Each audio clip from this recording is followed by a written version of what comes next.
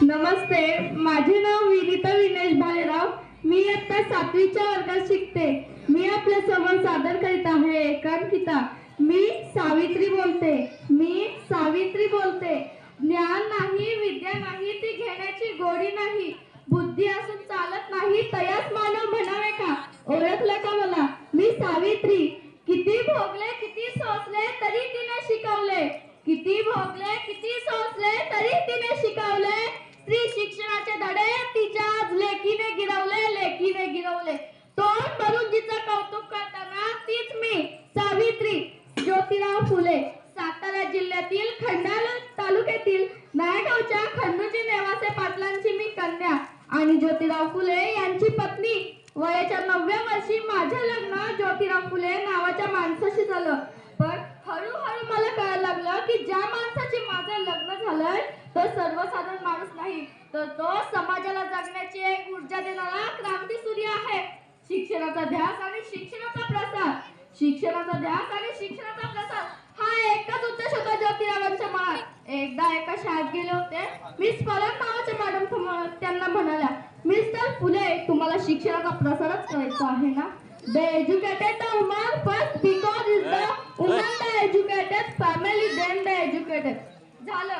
आलेच ते माझ्याकडे पाटी पेन्सिल घेऊन आले आणि मला म्हणाले, सावित्री, आजपासून मी तुला शिकवणार. आणि झाला सुरू माझा अभ्यास. बे के बे, बेदुने चार, बेत्रिक्सा, काना, मात्रा, उकाल, वेलांटी, सारं काही त्यांना जमेल तसं, वेळ मिळेल तसं ते मला शिकवत होते. कधी शेतात, कधी गोठ्यात, तर कधी झाडाखाली. हळूहळू मी वाचायला शिकली, लिहायला शिकली. बघता बघता काव्य सडू रचू लागली.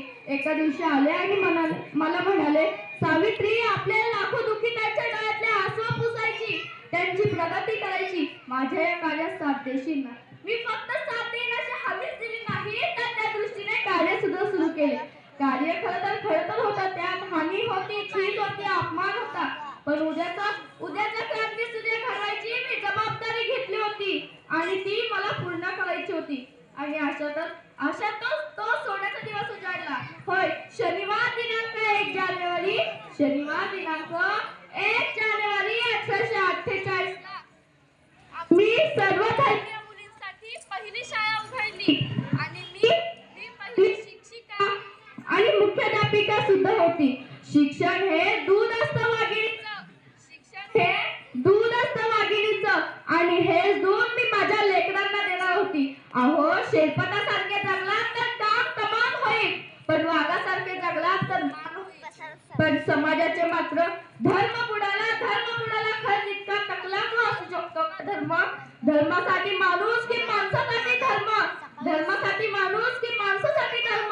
मी शाळेत जात असताना तुम्ही चिखल फेकले, शिव्या दिल्या, टोमणे मारले, निंदा केली, नानस्ती केली, हात धरलात, मागे ओढलात, सारं काही सहन केलं. पण आता या सहनशीलतेचा अंत झालं. आणि अशातच एक माणूस माझ्या समोर आणि म्हणतो, चालली सुरू तू आमच्या पोरीबाळींना शिकवणं बंद कर, तुला तुझ्या आवृत्ती शिकवणं. तो कदाचित हे विसरला होता की आम्ही खंडोजी नेवासे पाटलांच्या कन्या आहोत आणि ज्योतिराव फुले पैलवानांच्या पत्नी. असा ठरला आणि त्याच्या सरकन कानाखाली ओढली. दिवसा दुपारी डोळ्यासमोर काजवा चमकायला लागली होती आणि सुनावला पण, आज आलास थोपाट फुटला, उद्या आलास तर जमीन नरगळ. पण स्त्री या समाजात अन्यायाला बळी पडत आली आहे का?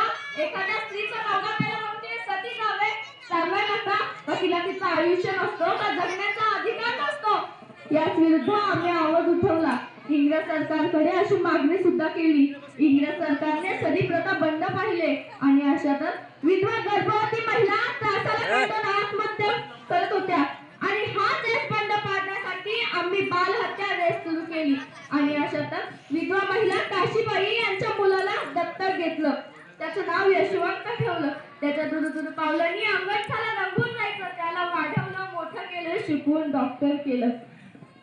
आणि एकदा प्लेगची साथ आली. लोक पटापट मरू लागले. सर्वत्र प्लेगचा अहंकार भासला होता.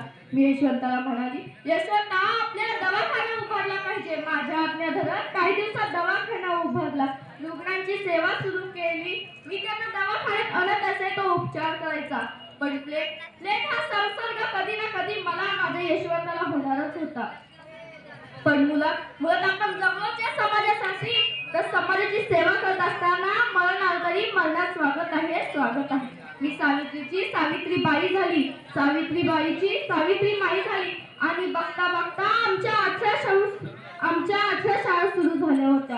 आमच्या हमलाटधर्मी परंपरा बंद पाडल्या होत्या. याच विरुद्ध आम्ही आवाज उठवला. आनंद माया शिकण्याचा, देशाची प्रगती होण्याचा.